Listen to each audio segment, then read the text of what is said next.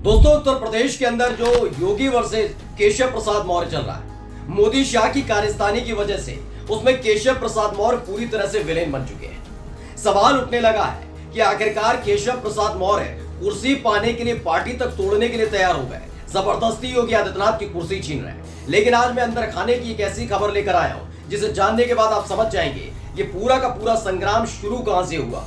खत्म जरूर उत्तर प्रदेश के मुख्यमंत्री पद के लिए होगा, लेकिन ये खेल किसने शुरू किया, तमाशा किसने शुरू किया, कैसे एक दूसरे का हक मारा जा रहा था, कैसे एक दूसरे को नीचा दिखाया जा रहा था, और ये सब डंके की चोट पर खुल्लम खुल्ला हो रहा था। नमस्कार, मैं हूं प्राज्वल गौतम और आप देख रहे हैं द हिंदुस्तान पोस्ट। पहले तो मैं बता दूं कि अगर आप सोच रहे हैं कि केशव प्रसाद मौर्य पूरी तरह से विलेन है तो गलत। दरअसल 4 जून को नतीजे आने के बाद अमित शाह की आंखों में लगातार योगी आदित्यनाथ चुप रहे थे पहले से भी, क्योंकि देश में एक ही मांग उठती थी, बीजेपी के लिए कह रहा हूं और किसी के लिए नहीं। भारतीय जनता पार्टी के तमाम जो कार्यकर्ता नेता हमेशा कहते थे, आपने सुना भी होगा, कहते थे मोदी के बाद देश की कमान अगर बीजेपी जीतती है तो योगी आदित्यनाथ को आना चाहिए। अमित शाह इसी बात को लेकर खार खाए बैठे हुए थे कि भाई उसके बाद तो मेरा नंबर आना चाहिए, अमित शाह का मेरा नंबर।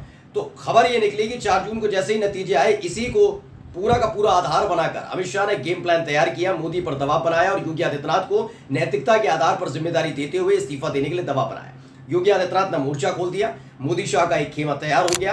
केशव प्रसाद मौर्य जो लंबे वक्त से उत्तर प्रदेश का मुख्यमंत्री बनने का सपना देख रहे हैं, और वो मोदी शाह के खेमे में चले गए। शाह ने हाथ भी रख दिया कि कोई टेंशन वाली बात नहीं, योगी आदित्यनाथ को कैसे भी इस्तीफा देना होगा और तुम ही अगले मुख्यमंत्री हो।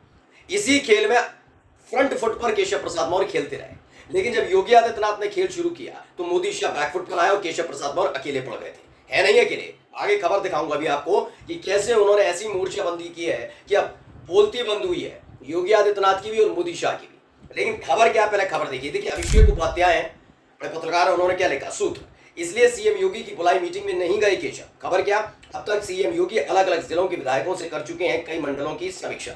योगी आदित्यनाथ लगातार मुलाकात कर रहे हैं, पर दोनों ही डिप्टी सीएम को उसमें नहीं बुलाया गया।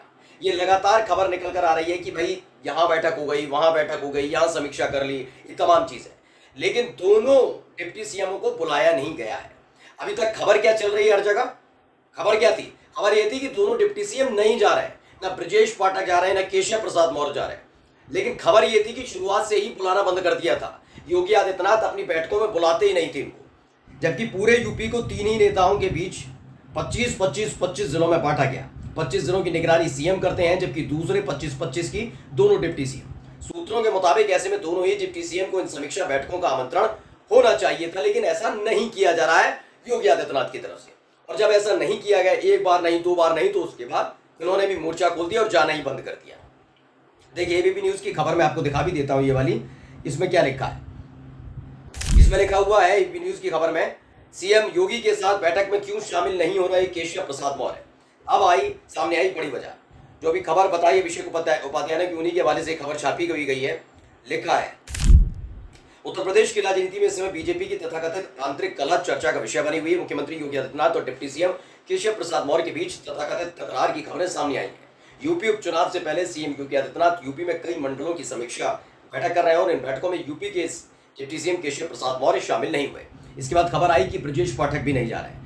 डिप्टी सीएम केशव प्रसाद मौर्य के इन बैठकों में शामिल नहीं होने को लेकर बीजेपी के नेता के नजदीकी सूत्रों के मुताबिक अब तक योगी कुल 11 मंडलों की समीक्षा कर चुके हैं। हालांकि दोनों ही डिप्टी सीएम को उसमें नहीं बुलाया गया, जबकि पूरे यूपी को तीनों ही नेताओं के बीच 25 के हिसाब से बांटा गया है। 75 जिले हैं उत्तर प्रदेश के, 25 जिलों की निगरानी सीएम करते हैं, जबकि दूसरे 25 और 25 जिलों की दोनों डिप्टी सीएम केशव प्रसाद मौर्य और ब्रजेश पाठक निगरानी करते हैं। इसलिए ऐसे दोनों डिप्टी सीएम को समीक्षा बैठक में बुलाया जाना चाहिए था, लेकिन नहीं बुलाया गया। अभी हाल में आपने देखा भी था कि प्रयागराज में जो कुछ हुआ, प्रयागराज में वो नंदगोपाल नंदी के कार्यक्रम में जाते, मतलब उनके बेटे की शादी होती है, वहाँ पे रिसेप्शन पार्टी में चले जाते हैं। तभी खबर मिलती है कि प्रयागराज में तो मीटिंग भी, उन्होंने कहा अच्छा चलिए चल रहे हैं, कुंभ की मीटिंग है, लेकिन पता लगता है योगी आदित्यनाथ के नेतृत्व में वो कहते हैं नहीं, केशव प्रसाद मौर्य वहीं से छोड़कर लखनऊ लौट जाते हैं। ये तमाम चीजें थी, यानी केशव प्रसाद मौर्य अकेले विलेन नहीं है। योगी आदित्यनाथ मोर्चा खोलकर बैठे थे, लेकिन फंस कैसे गए हैं, जरा आप इस खबर को पढ़िए।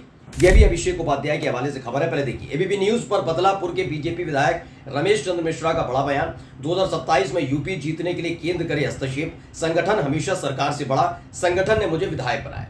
दरअसल बीजेपी के जौनपुर के बदलापुर से विधायक है रमेश चंद्र मिश्रा। इन्होंने शुरुआत में एक बयान दिया था और उसके बाद अपने ही बयान से पलट गए थे, लेकिन एक बार फिर से फ्रंट फुट पे खेल रहा है। दरअसल लड़ाई क्या चल रही है उत्तर प्रदेश में, वो समझा देता हूं। यह चल रही है अगड़ा बनाम पिछड़ा। अगड़े जितने विधायक हैं योगी आदित्यनाथ उन्हें अपने साथ लेकर चल रहे हैं। पिछड़े और दलित विधायकों से केशव प्रसाद मौर्य मुलाकात कर रहे हैं। अगड़े विधायकों की दम पर ही योगी आदित्यनाथ ने अपनी कुर्सी बचाई, बता दिया इतने विधायक मेरे साथ हैं, अगर इधर उधर किया तो विधायक टूट जाएंगे। मोदी शाह पीछे हट गए, लेकिन केशव प्रसाद मौर्य ने बताया कि उनके पास तो 100 विधायक है। देखो 145 से ज्यादा विधायक लेकर बैठा हूं, पिछड़े और दलित। और यही नहीं, ओम प्रकाश राजभर, संजय निषाद, अनुप्रिया पटेल, इनके 30 विधायक और हैं मेरे साथ। ये साफ साफ खर्रा पकड़ा दिया, ये वाली स्थिति है। ऐसे में खबर आई थी कि जब योगी आदित्यनाथ मौजूद नहीं थे लखनऊ में, तभी एक बैठक की जाती है। बैठक कौन कौन? प्रदेश अध्यक्ष होते हैं, संगठन महामंत्री होते हैं, केशव प्रसाद मौर्य होते हैं, और अचानक से एंट्री होती है ब्रजेश पाठक की। कहा गया कि मोदी शाह के इशारे पर ही केशव प्रसाद मौर्य के साथ ब्रजेश पाठक ने बिना योगी आदित्यनाथ की मौजूदगी के एक बैठक की।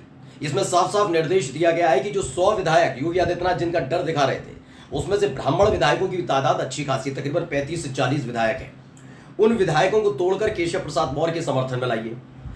ये बैठक तकरीबन 3 से 4 दिन पहले हुई थी। और देखिए, रमेश चंद्र मिश्रा जो ब्राह्मण विधायक है, उन्होंने खोलकर खेलना शुरू कर दिया है। इस खबर को भी एबीपी न्यूज ने छापा और क्या लिखा, इसमें लिखा है कि यूपी में हलचल के बीच बीजेपी विधायक का बड़ा बयान, संगठन से बड़ा कोई नहीं, 2027 के लिए केंद्र करे हस्तक्षेप। इनका पहले मैं बयान बता देता हूं। एबीपी न्यूज ने आगे इस बयान में लिखा है, रमेश चंद्र मिश्रा ने चुनावी हार से लेकर उसके अहम कारणों के आदि पर एबीपी न्यूज से खास बातचीत की। उन्होंने कहा कि दिक्कत क्या है, अब की बार आम चुनाव आया तब विपक्ष के पास मुद्दा नहीं था। चलिए, उन्होंने संविधान लोकतंत्र बचाने की बात की, पीडीए का नारा भी दिया और उसे जमीन तक पहुंचाया भी। यानी मानते हैं कि इंडिया गठबंधन ने मेहनत की। यूपी में बीजेपी की हार से कहीं ना कहीं पार्टी के कार्यकर्ता आहत हुए हैं। खुलकर उन्होंने बता दिया और कहा है कि अब केंद्र यानी कि मोदी शाह इसमें इन्वॉल्व हो। यानी ब्राह्मण विधायक खुलकर केशव प्रसाद मौर्य के समर्थन में आ रहे हैं, केंद्र से हस्तक्षेप की बात कर रहे हैं, वही बयान को दोहरा रहे हैं जो लगातार केशव प्रसाद मौर्य कहते रहे कि संगठन सरकार से बढ़कर नहीं, योगी आदित्यनाथ कुछ नहीं है, पहले पार्टी है, जिसको लेकर बौखलाए हुए हैं योगी आदित्यनाथ भी। इसी बीच क्या क्या हुआ वो थोड़ा मैं आपको समझा दूं। आपको मालूम होगा एक बैठक चल रही थी, योगी आदित्यनाथ की बैठक। वैसे तो केशव प्रसाद मौर्य और ब्रजेश पाठक को बुलाया नहीं जा रहा, आपको दिखा भी दिया, लेकिन तमाम मंत्रियों को बुलाया जा रहा है।